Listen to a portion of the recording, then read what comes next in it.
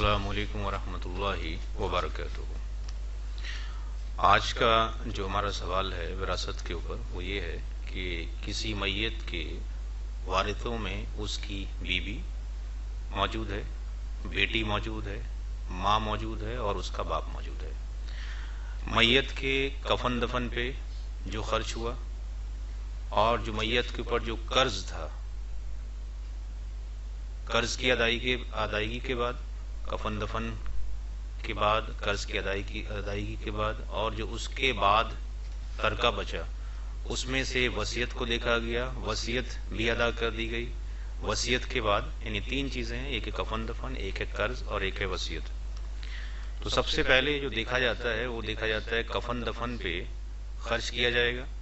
कफन दफन से के बाद जो अमाउंट बचेगा उसमें से कर्जा अदा किया जाएगा। कफन दफन और कर्जे की अदायगी के बाद जो रकम बचेगी उस रकम के ऊपर वसीयत नाफिज होगी। ऐसा नहीं कि वसीयत जो है पहले मरहले में नाफिज कर दी जाएगी, कफन दफन का पैसा निकाला जाएगा, कर्ज का पैसा निकाल दिया जाएगा।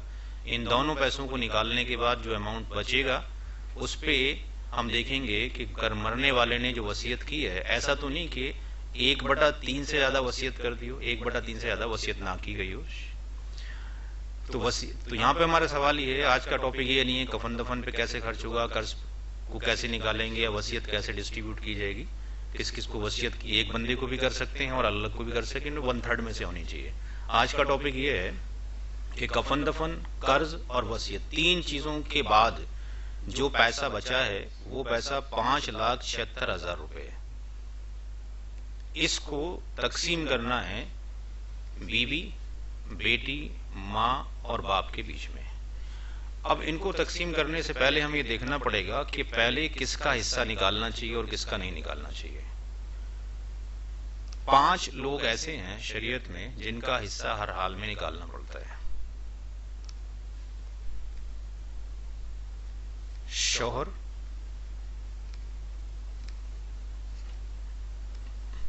बाप,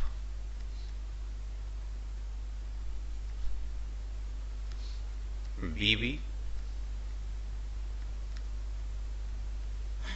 मां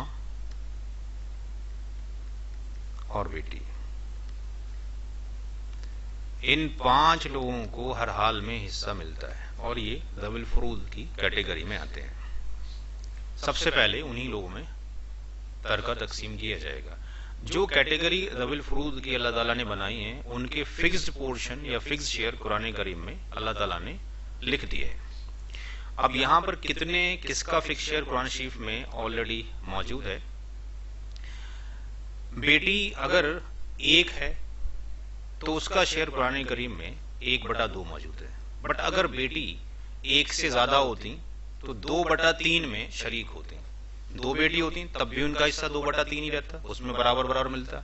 अगर 3 बेटी होती तब भी उनका हिस्सा 2/3 ही होता, उसमें बराबर बराबर शरीक होती। 2/3 के अंदर ही 2 से ज्यादा। अगर एक है तो 1/2। माँ का हिस्सा, मरने वाले की जो माँ का हिस्सा मुकर्रर किया गया कुरान करीम में वो 1/6 मौजूद है औलाद की मौजूदगी में। क्योंकि माँ की जब तफसील आएगी कितनी तरीके से इसको ले सकते हैं इसको इसका डिस्कशन अलग से किया जाएगा। बीवी का जो हिस्सा है औलाद की मौजूदगी में और गैर मौजूदगी में बदलता रहता है। तो बीवी का हिस्सा कुरान करीम में औलाद की मौजूदगी में 1/8 है। क्योंकि यहाँ बेटी मौजूद है इसलिए बीवी का हिस्सा 1/8 है। और अगर बेटी ना होती तो बीवी का हिस्सा 1/4 होता। 2 बीवी हो तो उसका शरीयतन ये है कि जो अगर 2 बीवी हो फिर कंडीशन ये हो क्या औलादें मौजूद है।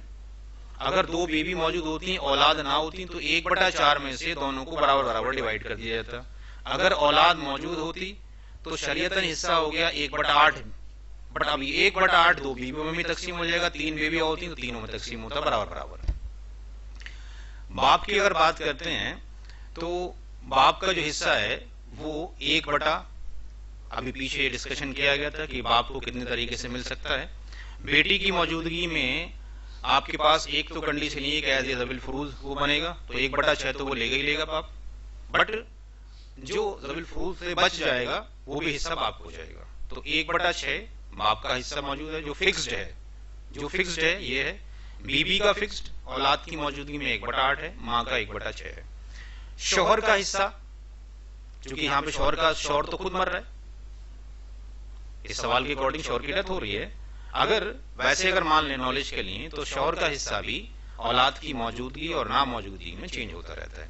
अगर औलाद मौजूद है और आपके पास बीबी की डेथ होती, क्योंकि हमारे सवाल में जो डेथ हुई है वो शौहर की हुई है, अगर बीबी की डेथ होती तो शौहर को आपके पास दो तरीके से मिल सकता था कि अगर औलाद ना होती तो शौहर का 1/2 होता, और अगर औलाद होती तो शौहर का 1/4 होता। 2 पार्ट शौहर को मिलते इस तरीके से।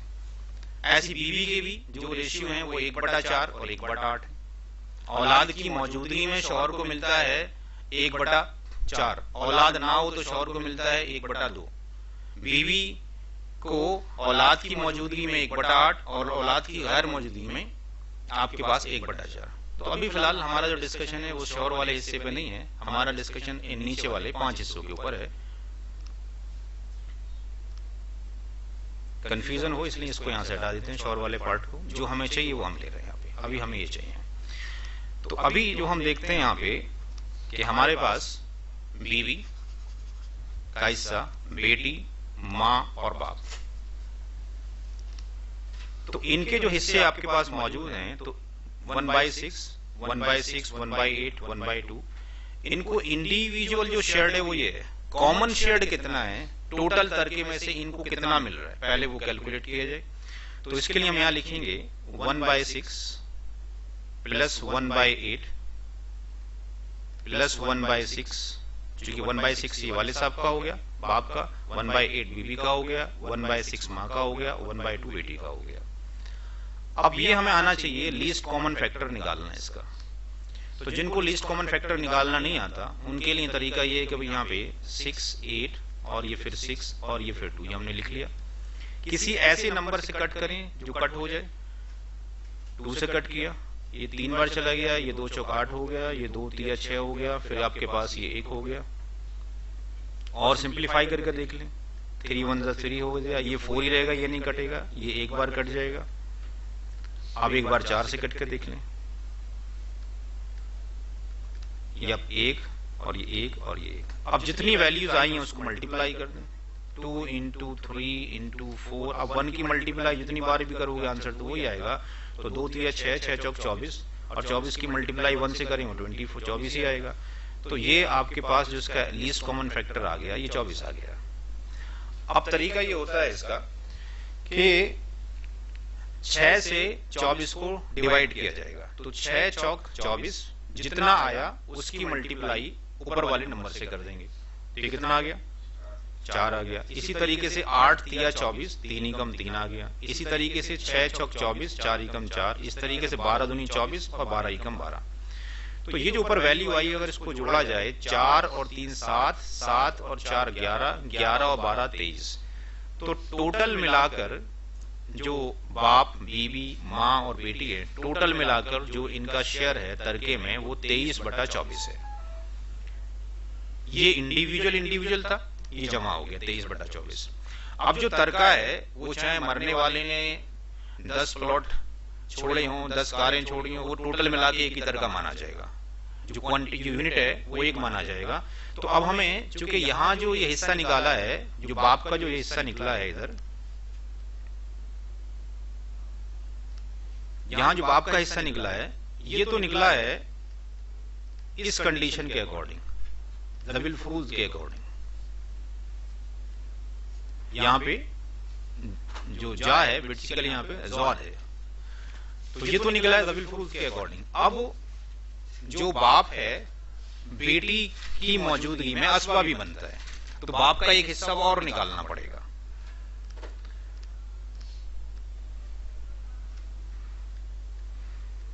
तो बाप का शेयर या बाप का जो हिस्सा है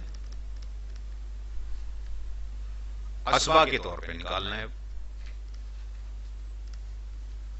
तो 1 में से हम घटा देंगे 23/24 कुल जो था सबका। तो ये जो वैल्यू आएगी ये 24 आ गई, और 24 - 23 ये आ गया 1/24।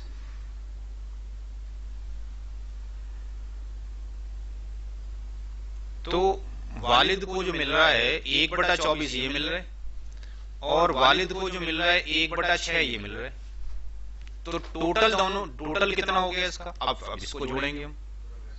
तो अब नहीं जी, टोटल जब हम जोड़ेंगे तब टोटल जो हिस्सा हो गया आपके पास,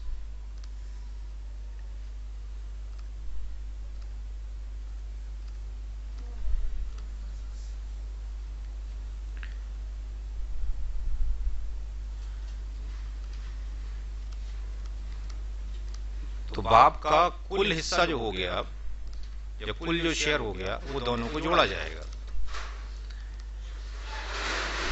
1/6 वो मौजूद है और 1/24 ये मौजूद है। एलसीएम कितना आ गया? 24 आ गया। 6 4 जा, और ये 4 1 जा 4 हो गया, और ये 1 आ गया, ये आ गया 5/24। ये आया टोटल शेयर किसका? बाप का। जैसे कि टोटल शेयर माँ का 1/8 था, बीबी का 1/8 था, माँ का 1/6 था, और बेटी का 1/2 था।